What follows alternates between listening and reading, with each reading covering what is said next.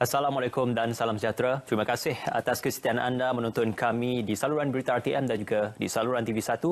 Bicara naratif pada malam ini cukup istimewa kerana bersempena dengan Hari Wilayah Persekutuan yang akan disambut pada 1 Februari nanti. Kita memberikan satu ruang untuk lantai bicara dan juga ruang fikir ini memberikan satu seluruhan yang lebih jelas dan juga mendalam terhadap pembangunan Bandaraya Kuala Lumpur khususnya. Puluhan tahun, Bandaraya Kuala Lumpur telah mengorak langkah tidak lagi pandang ke belakang dalam aspek pembangunan walaupun struktur pentadbiran kerajaan telah pun dipindahkan ke wilayah Persekutuan Putrajaya, namun Kuala Lumpur terus menjadi pusat pembangunan ekonomi dan juga pusat pelaburan tempatan dan juga antarabangsa. Cuma apa yang penting dalam kita menilai pembangunan itu sudah semestinya kehendak Sustainable Development Goal adalah untuk kita melakukan pembangunan hari ini tanpa kita mengorbankan masa depan hari esok. Jadi pada malam ini, sudah pasti kita akan bercerita tentang panduan pelaksanaan pembaharuan semula Kuala Lumpur. Saya amat berhati untuk memperkenalkan tetamu kita pada malam ini iaitu Yang Berhormat Tan Sri Taun Plana Anwar Musa, Menteri Wilayah Persekutuan. Assalamualaikum. Selamat malam Tan Sri, apa khabar? Baik, Alhamdulillah. Waalaikumsalam warahmatullahi. Sudah semestinya bersempena Hari Wilayah Persekutuan, kita sudah maklum ketiga-tiga wilayah Putrajaya, Labuan dan juga Kuala Lumpur masing-masing mempunyai kehendak dan juga tuntutan untuk dibangunkan. Namun merujuk kepada Kuala Lumpur diiktiraf sebagai sebuah bandaraya dan cukup terkenal di peringkat global. Ada satu inisiatif yang dilaksanakan iaitu pelaksanaan pembaharuan semula Kuala Lumpur. Jadi dalam hal ini, apa yang dirasakan oleh Tan Sri dalam menilai evolusi ataupun revolusi Kuala Lumpur itu bersempena dengan pembangunan lestari dan juga pembangunan untuk ekonomi penduduk dan juga rakyat. Bismillahirrahmanirrahim. Assalamualaikum warahmatullahi wabarakatuh. Terima kasih atas peluang yang diberikan untuk kita berbicara bagi menyampaikan mesej dan maklumat kepada khalayak tentang satu inisiatif yang akan kita lakukan secara besar-besaran bagi Kuala Lumpur, apa yang diistilahkan sebagai plan ataupun program pembaharuan bandar ataupun urban renewal. Seperti mana yang kita tahu, beberapa hari yang lalu kita telah melancarkan suatu garis panduan untuk membolehkan rancangan ini berjalan secara tertib dan secara berkesan, iaitu suatu usaha untuk kita apa istilahnya rejuvenasi untuk memastikan Kuala Lumpur sentiasa vibrant, Kuala Lumpur sentiasa dipermodernkan, tapi juga adalah penting supaya warga kota dapat menikmati kualiti kehidupan yang lebih baik, di mana kawasan-kawasan yang kita anggapkan dalam istilah kita kata dilapidated ataupun kawasan-kawasan yang usang diperbaharui dengan pembinaan semula kawasan-kawasan tersebut dengan prasarana-prasarana yang lebih moden, kemudahan-kemudahan awam yang lebih sesuai bukan saja masa sekarang tapi juga untuk kita pandang ke hadapan masa yang akan datang dengan living condition yang lebih baik. Jadi proses ini sebenarnya adalah suatu proses yang harus berjalan secara berterusan. Konsep urban renewal bukan satu perkara yang baru, ya. Suatu perkara yang sudah agak lama. Bandar-bandar di Eropah misalnya melalui proses urban renewal yang berterusan, dan ia adalah sebahagian daripada ciri-ciri bandar yang moden, di mana apa-apa juga apa yang ada dalam sebuah bandar yang telah dilihat sebagai obsolete ataupun sudah ketinggalan dari segi arus perkembangan masa hendaklah diperbaiki. Ya. Jadi di Kuala Lumpur ini kita berharap kerana apabila saya turun ke bawah sebagai seorang perancang bandar yang kebetulan sekarang ini ditugaskan sebagai menteri, saya dapati ada urgensi untuk urban renewal ini dilakukan pada skala yang lebih besar. Itu bezanya. Program ini sentiasa ada sebenarnya. Tapi kali ini kita merasakan kita perlu lebih proaktif, kita perlu mengambil pendekatan-pendekatan yang lebih terkehadapan, kerana apabila saya ke beberapa kawasan perumahan, didapati living condition atau suasana kehidupan sebahagian pada warga kota agak menyedihkan. Mereka tinggal dalam rumah yang terlalu sempit, terlalu kecil.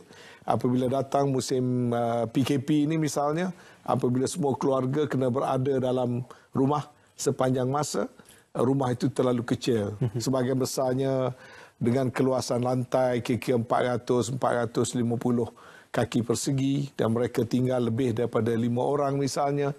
Bilik hanya ada 1, setengah-setengah tu. Jadi ini semua perlu kita perbaiki.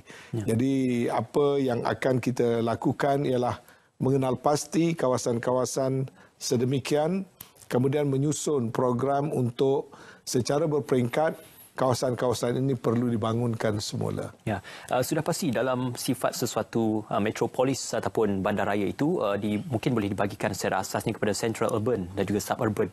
Dan di suburban itu mungkin banyak didiami ataupun dihuni oleh penduduk-penduduk yang mungkin kurang berkemampuan berbanding di central urban.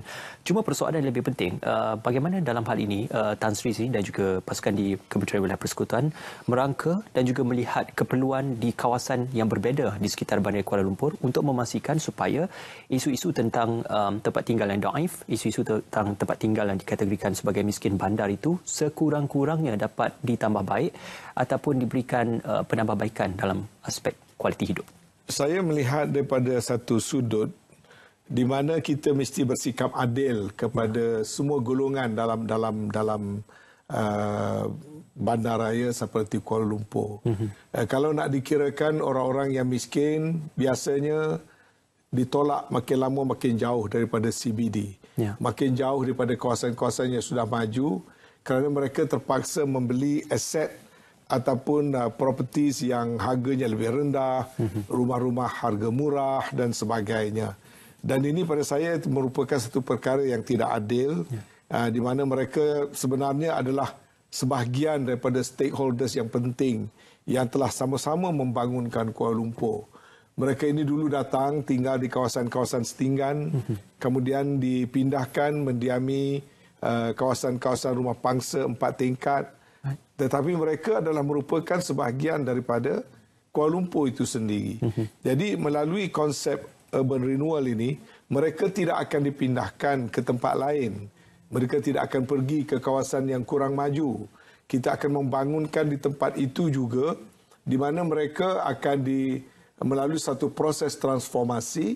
Mereka akan mendapat tempat kediaman yang lebih baik, yang lebih elok, tanpa mereka orang kata displaced ke tempat-tempat yang lain. Kalau dulu konsepnya kawasan yang mundur diambil, kemudian dibangunkan, mereka yang tinggal di situ dibawa pergi ke tempat lain.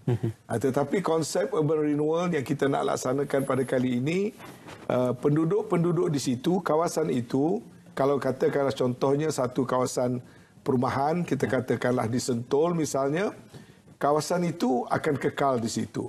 Kalau ianya kawasan perumahan, dia akan kekal sebagai kawasan perumahan.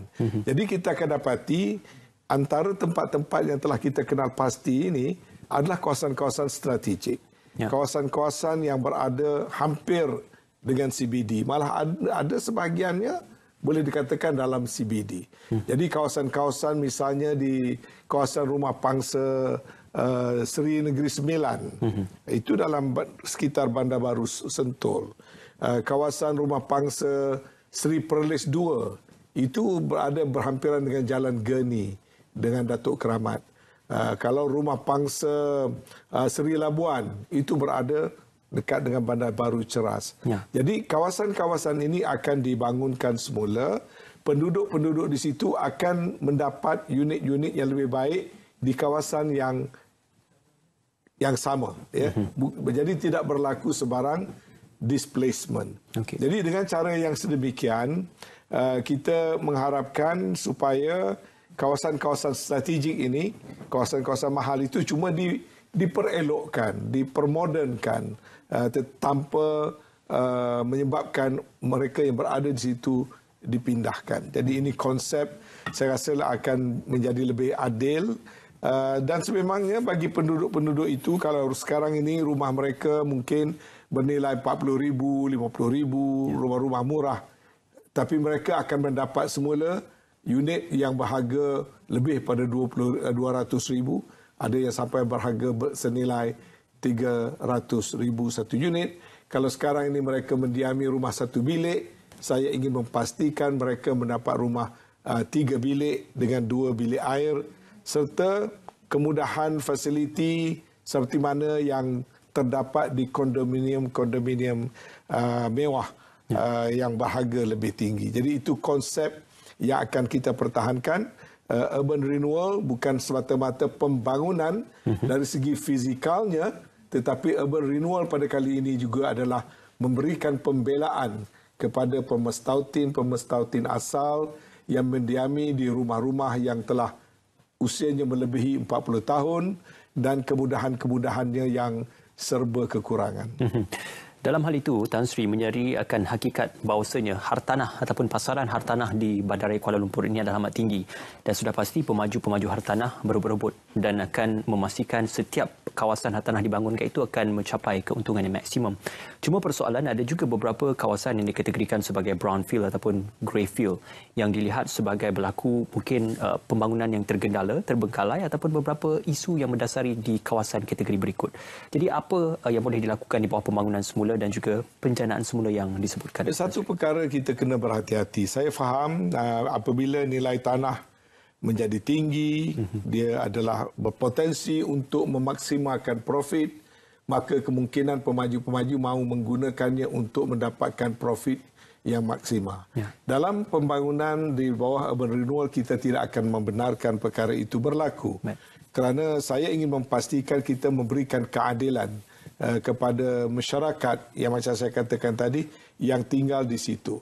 Sebab itu yang penting ialah untuk pemaju-pemaju berkenaan mencari suatu titik perimbangan ya antara mereka sememangnya projek itu tentunya mereka kena kaji, ianya dilihat sebagai sesuatu yang viable, maka tentunya mereka mahu mendapat keuntungan, tetapi kena ada satu perimbangan dalam mencari keuntungan, memaksimalkan keuntungan, aspek kepentingan sosial dan keadilan masyarakat itu mesti kita pertahankan. Kalau tidak, kita jadi macam sesetengah negara. Ada setengah negara tertentu terkenal dengan program urban renewalnya, tapi akhirnya kampung-kampung tradisi terpadam, penduduk-penduduk displace ke tempat yang lain. Jadi mereka merombak semua sekali pola-pola kependudukan kerana semata-mata atas nama kemajuan, pembangunan, pembaharuan, urban renewal.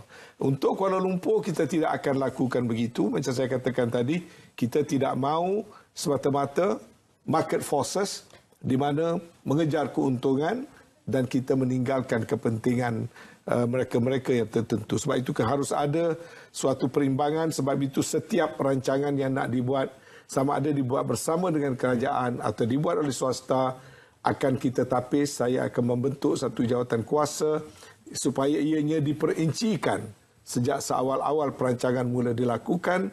Dia mesti menjaga kepentingan rakyat, tidak boleh semata-mata berdasarkan kepada profit ataupun semata-mata kepada aspek perancangan fizikal. Harus ada keadilan sosial dan juga harus ada suatu komitmen untuk memberi pembelaan kepada mereka-mereka yang terlebih awal sudah berada di satu-satu tempat. Ya, gagasan inisiatif itu dilihat di atas kertas cukup cantik untuk direalisasikan. Sudah pastinya akan ada beberapa cabaran yang mendatang.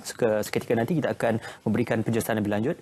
Bersua kembali dalam Bicara Naratif di saluran berita RTM dan juga di TV1. Masih lagi bersama Yang Berhormat Tan Sri Taufiq Anwar Musa, Menteri Wilayah Persekutuan. Tan Sri, dalam objektif utama pembaruan semula Kuala Lumpur dan juga wilayah prihatin khususnya ialah menggalakkan kemapanan penggunaan tanah bandar, menambah nilai hartanah bandar, meningkatkan kualiti rupa bentuk dan imej bandar, mewujudkan elemen berdaya huni dan juga meningkatkan kualiti hidup. Cuma dalam persoalan mewujudkan wilayah prihatin, sudah pasti isu-isu tentang perumahan, isu-isu tentang kemudahan dan juga infrastruktur perbandaran yang berkualiti dan boleh dinikmati, malah tentang isu pemeliharaan dan juga pemeliharaan nilai hidup dan juga alam sekitar. Bagaimana ia boleh disinergikan secara bersama? Mungkin digambarkan itu amat mustahil, tetapi apakah perancangannya boleh mencapai kepada realisasi pelaksanaan dan juga objektif ini? Soalan tu kadang macam satu soalan yang susah ya. Bila terlalu orang kata sophisticated, saya cuba pemudahkan supaya khalayak dapat mudah memahaminya ya. Sebenarnya apabila kita bercakap tentang perancangan bandar, pembaharuan bandar, satu perkara yang kita mesti tekankan iaitu matlamat akhirnya adalah rakyat, ya, the people. Bukan soal fizikalnya, bukan soal estetiknya saja, tapi akhirnya apakah rakyat warga kota itu dan juga tetamu-tetamu mereka ataupun orang yang mendatang dan pelawat merasa senang, tidak sakit mata memandang, merasa senang untuk berhubung, merasa senang untuk mendapatkan perkhidmatan. Pada masa yang sama, pemestautin di Kuala Lumpur mesti merasa gembira, ada satisfaction. Kalau warga kota Kuala Lumpur, walaupun bangunan pencakar langit, kemajuan, cantik, elok, indah, tetapi rakyatnya berada dalam keadaan tekanan hidup. Rakyatnya merasa terhimpit. Rakyatnya merasakan segala-galanya susah. Ya? Jadi itu pada saya tidak ada maknanya kemajuan dan pembangunan yang hanya sedap mata memandang. Sebab itu saya memperkenalkan konsep wilayah prihatin. Apa makna wilayah prihatin? Saya mahu dibudayakan suatu perasaan dan juga pengamalan yang kita memberikan perhatian kepada aspek kemanusiaan tadi. Masalah kebajikan orang Kuala Lumpur. Sebab itu misalnya sebagai contoh, datang Kuala Lumpur nak berniaga payah. Pergi ke sana kena halau, ke sini kena halau. Barang kena rampas misalnya. Sedangkan kita mahu menggalakkan rakyat kita mencari rezeki yang halal. Mereka datang berhijrah daripada luar bandar, masuk ke bandar nak mencari rezeki. Ya. Walaupun saya menerima hakikat harus ada peraturan, harus ada penguatkuasaan, tapi kita harus facilitate. Kita jangan frustrate. Jadi bila kita merancang kemajuan, pembangunan secara fizikal tadi, kita mesti membuka ruang-ruang itu untuk rakyat, untuk masyarakat mendapat kebaikan. Serupa jugalah urban renewal tadi. Jangan urban renewal tu kerana nak memperelokkan kawasan.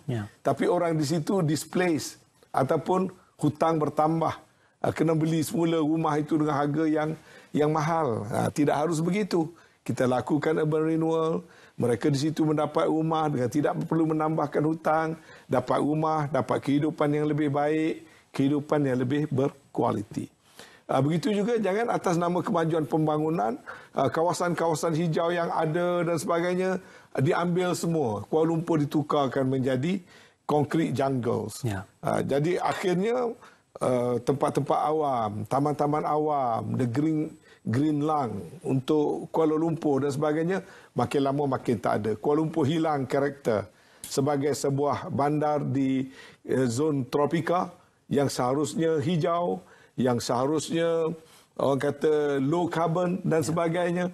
Jadi ini saya cuba nak permudahkan dalam pengurusan bandar, pentadbiran bandar, perancangan bandar, supaya kita menyusun rancangan-rancangan dengan meletakkan kepentingan warga kota Kuala Lumpur dan rakyat di Kuala Lumpur itu orang kata di hadapan dan diutamakan. Sebab itu program yang kita buat, kita kena lihat kepada orang kecil. Mungkin mungkin gelandangan, ya. Dia mungkin orang yang tinggal di rumah-rumah PPR. Dia mungkin merupakan golongan penjaja yang baru mula nak berniaga. Ya. Tapi bagi saya itulah sebahagian daripada kehidupan sesebuah bandar. Kalau kita hanya nak lihat kepada market forces, kita akan buat bangunan besar-besar, pencakar langit yang tinggi-tinggi dan sebagainya. Jadi kita akan menyebabkan jurang yang kaya bertambah kaya, yang miskin terus terhimpit.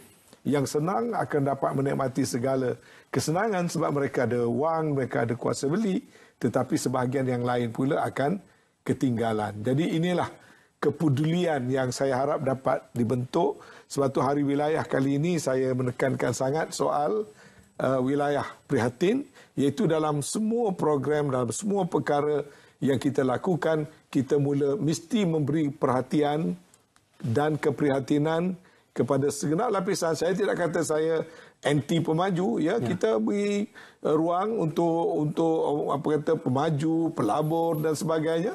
Tetapi dalam proses kita lakukan sedemikian, kita mesti memberi pembelaan kepada rakyat biasa, kepada rakyat-rakyat yang apa kata memerlukan mendapat perhatian. Jadi dalam apa juga rancangan kemajuan dan pembangunan, kelompok itu jangan ditinggalkan. Sebab itu kita nak gunakan, nak bina kemudahan dan beri peluang hatta pada gelandangan. Ya, memang kerja susah sikit. Nak kena latih, nak kena bagi motivasi, nak kena pergi ambil mereka, himpunkan mereka dan cari peluang-peluang pekerjaan kepada mereka. Sementara penjaja pula, saya kata wilayah, kita jadikanlah wilayah ini sebagai wilayah bebas berniaga. Bila kata bebas berniaga, bukan bermakna tak ikut peraturan, tak payah buat apa ni orang kata jaga keselamatan atau kesihatan, tidak begitu. Konsepnya kita nak rombak Kuala Lumpur daripada serba susah, nak hidup susah, nak berniaga susah, kepada Kuala Lumpur itu kita punya. Kuala Lumpur itu tempat kemilikan kita bersama. Jadi saya kata berniagalah. Jadi kalau tak dibenarkan satu tempat, cari tempat lain yang boleh kita benarkan. Kalau tak cukup, kita tambah. Jadi kalau yang nak mula berniaga, permudahkan. Mudah-mudahan bila dia menceburkan diri dalam perniagaan kecil-kecil, daripada situ mungkin kalau rezeki ada, dia boleh menapak, mungkin membesarkan lagi perniagaan, dia memberanikan diri lagi dia berniaga. Jadi ini roh dan semangat yang saya harap dapat kita terapkan dalam pembangunan Kuala Lumpur. Tidakkah dalam kita menilai kepada inisiatif dasar-dasar awam dan juga dasar kebajikan rakyat yang digagaskan itu, ia akan membawa kepada satu percanggahan idea tentang untuk menjaga kepentingan pelabur dan juga pemaju untuk melabur di kawasan Bandar Kuala Lumpur, di samping untuk menjaga polisi awam dan juga kebajikan rakyat. Jadi di manakah garis pemisah? Itu cabarannya, itu cabaran, itu tanggungjawab kita. Kalau kita memang kita tahu di mana juga bandar, kita akan bertembung dengan satu kepentingan para pelabur. Mereka ada cara, ada perkara yang mereka mahukan. Mereka mahu tempat yang terbaik. Mereka mahu membuat jenis-jenis pembangunan yang memaksimalkan profit. Dan mereka mungkin nak buat dengan cara-cara yang orang kata respons kepada market demand. So kita kena ada regulatory measures. Kita kena ada control supaya ianya tidak jadi keterlaluan. Responsif hanya kepada market forces tadi. Maka soal kepentingan awam, soal keperluan-keperluan mereka yang kurang berkeupayaan, kurang mampu dan sebagainya ini, itu adalah suatu perkara yang mesti mula diberi keutamaan untuk Kuala Lumpur. Sebab itu semua aspek mesti dilihat. Ya. Malah sebagai contoh, apabila kawasan terus maju, orang rasa tak selamat. Perasaan tak selamat ini dalam Kuala Lumpur atau mana-mana juga bandar satu perkara penting. Sebab itu saya perkenalkan konsep safe city. Kita tak mahu orang duduk dalam keadaan rasa tak terjamin. Walaupun mereka ada harta, mereka ada rumah yang besar, tapi mereka tak rasa selamat. Turun ke jalan tak selamat, berlaku kes ragut. Berada dalam rumah tak selamat kerana rumah kena pecah dan sebagainya. Tan Sri, dalam isu keselamatan, apa komen Tan Sri melihatkan kepada isu kebanjiran warga asing yang memberikan, kita kata, dampak kepada berlaku peningkatan dalam kes jenayah di peringkat tempatan? Ini semua antara masalah yang kita kena address sebab kita tak dapat lagi di mana-mana juga kota akan ada warga asing, pekerja asing, pendatang asing, pelancong-pelancong asing dan sebagainya. Tapi kita kena uruskan Kuala Lumpur sebagai satu bandar yang kita merasa selamat. Sebab itu program Safe City misalnya, saya akan tambahkan. Sekarang ini hanya ada 1,000 lebih kamera yang dipasang di sekitar Kuala Lumpur. Dan sekarang kita akan tingkatkan kepada 5,000 kamera dipasang di seberapa banyak tempat. Itu pun sebenarnya masih terlalu kecil. Malah saya akan mewajibkan pembangunan-pembangunan baru, mereka kena memasang kamera-kamera litar di kawasan-kawasan baru. Kawasan-kawasan lama kita akan memasang itu sendiri. Macam sekarang pekerja-pekerja di Boro-Boro, sekarang ini kalau kita lihat kes COVID berlaku di kalangan pekerja, ribuan. Di kes kluster Daman Lela, beribu berlaku di tengah-tengah kawasan elit di kawasan Bukit Damansara. Sebab apa? Kerana kita tidak menjaga ataupun tidak memaksa memastikan pekerja-pekerja di sektor pembinaan ditempatkan di rumah-rumah pekerja yang teratur, yang tersusun, yang mempunyai minimum standard yang tertentu.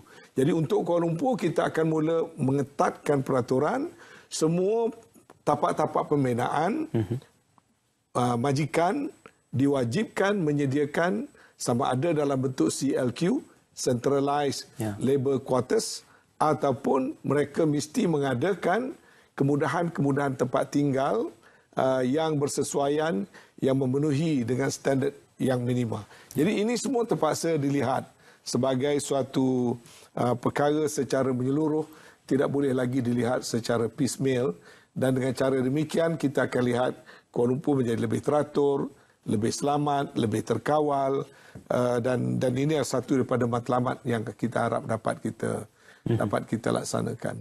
Sedikit perkongsian Tan Sri tentang matlamat untuk pembangunan semula itu, satu pasukan task force yang akan ditubuhkan di bawah Kementerian Bedah Persekutuan dan juga pihak Dewan Bandaraya Kuala Lumpur. Jadi bagaimana task force ini digerakkan dan apa antara perkara-perkara dan juga isu-isu utama yang akan ditangani oleh task force? Pertama, task force ini mesti mengenal pasti di manakah kawasan yang perlu didahulukan, yang perlu disegerakan pembaharuannya.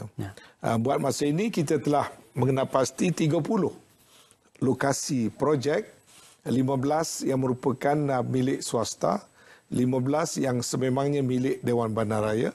Yang 30 ini adalah yang pertama yang perlu kita segera laksanakan. Yang kedua, task force ini hendaklah memastikan proses melakukan urban renewal ini mesti disegerakan. Saya tak mau tengok ada red tape.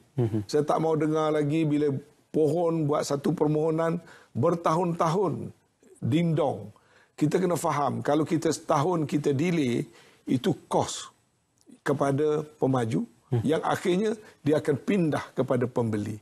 Kalau dia punya, katakanlah dia kos pinjaman dia 100 juta, kalau delay setahun, kalau atas 10%, setelah 10 juta kos bertambah kepada projek berkenaan. Dan setiap kos yang bertambah, dia akan pas balik kepada pembeli akhirnya. Akhirnya, kerana kita tak efisien di Dewan Bandaraya, pengguna, rakyat yang akan menanggungnya. Jadi task force ini saya nak lihat segala urusan proses berkaitan dengan kawasan urban renewal hendaklah diproses dengan secara cepat dan fast track. Yang ketiga, ia mesti mengenal pasti untuk memberikan insentif-insentif supaya program itu ada catalystnya, supaya dia cepat membangun.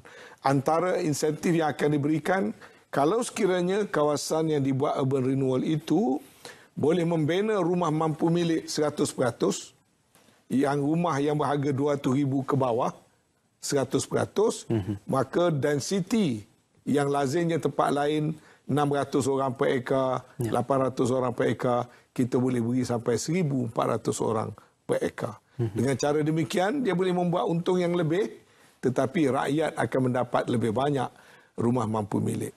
Yang kedua, kalau sekiranya proses urban renewal itu mereka menghadapi masalah di mana mereka tidak dapat persetujuan 100% daripada semua penghuni yang duduk di situ. Biasanya program itu tergendala. Banyak yang telah tergendala sebelum daripada ini. Maka apa yang boleh kita lakukan, asalkan mereka mendapat persetujuan minimal 50% daripada stakeholders di situ, sebaiknya kalau mereka boleh capai sampai 70%, maka sebakinya itu kerajaan akan facilitate melalui proses di bawah kanun tanah negara, melalui proses land acquisition ataupun pengambilan balik secara strata titles. Ini juga satu perkara yang baru yang tidak pernah dilaksanakan sebelum daripada ini bagi program-program pembaharuan. Rundingan awam, Tan Sri? Ya? Rundingan awam dalam hal itu? Itu proses yang dah diwajibkan dalam kanun tanah negara. Bila kita nak buat pengambilan balik, itu ada prosedur-prosedur yang tertentu. Mereka kena melakukan engagement, mereka kena lakukan perbincangan dan sebagainya. Apa yang nak sebutkan di sini ialah task force itu hendaklah menjadi facilitator. Bukan nak menjadi satu autoriti yang menambahkan birokrasi. Ataupun satu autoriti yang menyulitkan lagi. Ataupun satu autoriti yang menyebabkan amalan-amalan yang tidak baik berlaku. Tapi task force itu mesti menjadi sebahagian daripada culture yang saya cuba promote. Saya kata kita harus ada konsep wilayah persekutuan incorporated. Swasta dan kerajaan kita anggapkan kita sebagai satu tim. Kita mesti saling mudah mempermudahkan. Lagi banyak kawasan yang dapat dibangunkan, kita enrich Kuala Lumpur. Sebab setiap satu properti ataupun aset baru yang diwujudkan di Kuala Lumpur, dia adalah dana pendapatan kepada Kuala Lumpur. Kita mengutip cukai, kita mengutip quit rent, cukai pintu dan sebagainya. Jadi itu semua adalah memperkayakan ataupun memperbesar lagi kapasiti dan keupayaan Bandaraya Kuala Lumpur. Jadi itu sepatutnya kita punya konsep. Jadi jangan menghalang, jangan menyulitkan, jangan menambah kerenah birokrasi, kita harus permudahkan. Dan itu bukanlah bermakna kita tidak peduli, tetapi saya mahu segala-galanya dilaksanakan secara yang lebih efisien. Dalam hal itu mungkin secara ringkasnya adalah situasi menang-menang kepada kesemua pihak dan juga pihak yang terlibat. Ya, di saluran berita RTM dan juga di TV1 anda masih lagi menonton kami dalam Bicara Naratif. Tan Sri, tadi kita lebih banyak berfokus kepada usaha-usaha dan juga inisiatif di bawah pembangunan semula Kuala Lumpur dan juga program wilayah prihatin. Cumanya apabila kita bercerita tentang aspek perancangan bandar yang mapan, sudah pasti tidak melupakan tentang aspek aliran ekonomi yang baik, kebajikan penduduk, malah juga aspek tentang kelestarian alam sekitar. Isu-isu tentang tanah rizab dan juga penjagaan alam flora dan fauna, khususnya tentang kawasan-kawasan hutan ini, bagaimana Tan Sri melihat ia satu isu yang perlu untuk diketengahkan dan perlu dijaga seiring dan juga sinergi dengan pembangunan mapan yang ingin diteruskan? Ini satu perkara yang sangat relevan dan tapi sering ditinggalkan, ya, sebab dia merupakan agenda yang tidak membawa keuntungan dalam bentuk kewangan ataupun kepada pihak-pihak yang mencari keuntungan di dalam proses pembandaran. Tapi sebenarnya ini adalah satu aspek public interest, kepentingan awam yang mesti dilindungi dan mesti diperjuangkan. Sebab itu untuk Kuala Lumpur saya ingin menegaskan, malah saya telah pun mengeluarkan arahan bahawasanya kawasan-kawasan yang telah direservekan untuk taman awam ataupun kawasan lapang tidak boleh lagi ditukarkan untuk kegunaan-kegunaan lain tanpa melalui suatu proses yang cukup ketat. Selain daripada itu, banyak kawasan-kawasan yang boleh ditingkatkan kualitinya untuk menjadi kawasan-kawasan taman awam, kawasan hijau yang lebih berkualiti tinggi. Macam sekarang ini di Kuala Lumpur kita sudah ada taman awam berskala besar hampir 400 ekar di Bukit Kiara yang telah pun dinaikkan tarafnya dan telah pun digazetkan sebagai taman awam kekal. Baru-baru ini kita juga telah set aside di sebelah Tugu Negara tu kawasan yang kita panggil Taman Tugu yang mana akan dibangunkan, dimajukan melalui satu trustee yang akan mengambil tanggungjawab memajukannya supaya orang awam boleh menggunakan hutan dalam bandar ini yang seluas 66 ekar ini secara yang lebih teratur lagi. Kalau dulu bila sebut taman awam kita lihat ada Lake Garden, Taman Tasik Titiwangsa, Taman Metropolitan, beberapa. Sekarang ini kita mahu menambah. Yang terbaru yang saya telah memberikan arahan kepada Bandaraya ialah untuk mengambil 7 buah tasik di utara Kuala Lumpur dan dinaikkan taraf. Saya mahu sekeliling tasik itu ditanam semula dengan pokok-pokok hutan.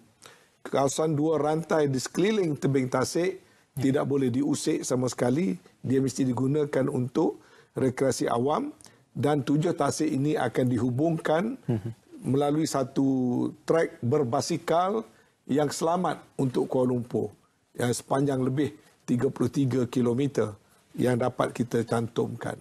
Ini adalah antara usaha yang kita mesti lakukan. Saya tahu dia memakan masa, tetapi dia perlukan kepada suatu effort, satu kesungguhan supaya kawasan-kawasan hijau di Kuala Lumpur sementara yang ada dikekalkan. Kita ada hutan simpan Bukit Nanas, kita ada hutan simpan taman awam berskala besar di Kiara misalnya, dan kita ada kawasan-kawasan park ataupun taman-taman yang dah lama wujud macam Titiwangsa, Taman Botani, Lake Garden dan sebagainya, tapi kita ingin melihat ianya ditambah lagi. Kita tak nak ada kawasan-kawasan hijau yang ditinggal di sana sini tapi tak boleh digunakan oleh publik. Dia macam satu kawasan yang ditinggalkan. Itu tidak cukup. Dia mesti menjadi kawasan yang boleh dimanfaatkan oleh penduduk sekitar. Jadi dia tak akan berlaku dengan sendiri, melainkan kita merancang, melainkan kita melabur supaya kawasan-kawasan itu dapat kita naikkan taraf. Jadi aspek ini saya ingin memberi jaminan bahawasanya Kuala Lumpur akan meletakkan pada satu prioriti yang tinggi di mana taman-taman awam dan kawasan-kawasan hijau ini yang perlu ditambah secara berkesan. Dalam kempen menghijaukan Kuala Lumpur misalnya, kita telah membawa benih-benih pokok sudah hampir 1 juta. 700,000 pokok telah kita tanam di sekitar Kuala Lumpur. Pagi tadi saya telah menyebut kepada Ketua Setiausaha Kementerian, saya nak tengok bukan 700,000, saya mahu dalam masa terdekat 300,000 lagi supaya melengkapkan 1 juta pertama penanaman semula pokok-pokok termasuk daripada spesies-spesies pokok-pokok hutan dibawa balik ke bandar. Ya. Saya dah beri arahan tadi kepada Datuk KSU untuk membeli spesies-spesies pokok hutan untuk dibawa dan diwujudkan forest within the city. Ya. Dan kita tidak akan terhenti dengan menanam 1 juta pokok.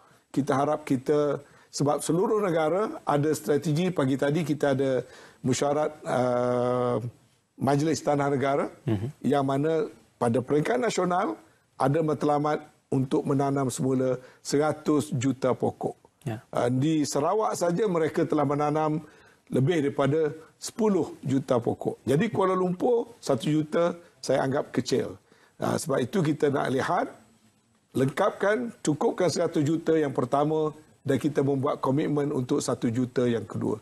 Sekurang-kurangnya daripada matlamat 100 juta pokok seluruh negara melalui penanaman semula, saya mahu melihat bandar, walaupun kita bandar di Kuala Lumpur, sekurang-kurangnya 2 juta pokok baru akan ditanam semula di sekitar Kuala Lumpur. InsyaAllah. Tan Sri, berkait juga dengan ke arah pewujudan ataupun ke arah membaik pulih bandaraya hijau ini, kebanyakan bandaraya utama ataupun metropolis di dunia sudah mula untuk mengurangkan pembebasan karbon mereka melalui pengurangan kenderaan di jalan raya, malah pengangkutan awam yang semakin signifikan dan juga semakin sistematik. Jadi dalam hal ini, apakah usaha KL Free Car Morning yang dilaksanakan pada setiap hujung minggu kedua itu dianggap sebagai satu usaha yang cukup dan juga berhasil dalam mewujudkan kesedaran terhadap pengurangan pembebasan karbon ini? Ini sebenarnya masih jauh, ya, masih jauh. Walaupun kita ada dasar sedemikian, tapi saya akui dari segi pelaksanaan kita masih perlu mencari program-program yang berimpak tinggi. Ya. Satu daripadanya, saya telah berunding dengan Datuk Bandar untuk membuat suatu tinjauan supaya perkhidmatan bas dalam bandar Kuala Lumpur menggunakan bas elektrik. Ya. Sekarang ini belum ada penggunaan kenderaan EV di Kuala Lumpur, dan Datuk Bandar sedang melihat kepada prospek misalnya bas Go KL. Sekarang ini yang kita berikan khidmat bas percuma dalam bandar Kuala Lumpur yang masih lagi menggunakan enjin diesel, itu sedang dibuat kajian oleh Datuk Bandar untuk menukarkan kepada kenderaan elektrik. Tapi ada lagi, banyak lagi perkara-perkara lain, walaupun setengah pendekatan road pricing system, sharing of cars, kereta tak dibawa masuk, itu sukar nak dilaksanakan pada masa ini. Tidak begitu praktikal dan tidak begitu digemari oleh masyarakat ataupun oleh rakyat. Tapi ini terpaksa dibuat secara berperingkat. Kita misalnya, kita menggalakkan mereka membawa kereta kemudian tinggal di berdekatan dengan stesen. Kalau dapat diadakan kemudahan parking, daripada situ mereka menggunakan public transport untuk masuk ke city centre. Secara teorinya nampak macam cantik, tetapi masih lagi habit orang kita dia nak drive masuk ke Kuala Lumpur. Ada orang mencadangkan road pricing system. Ada juga yang mencadangkan kereta odd number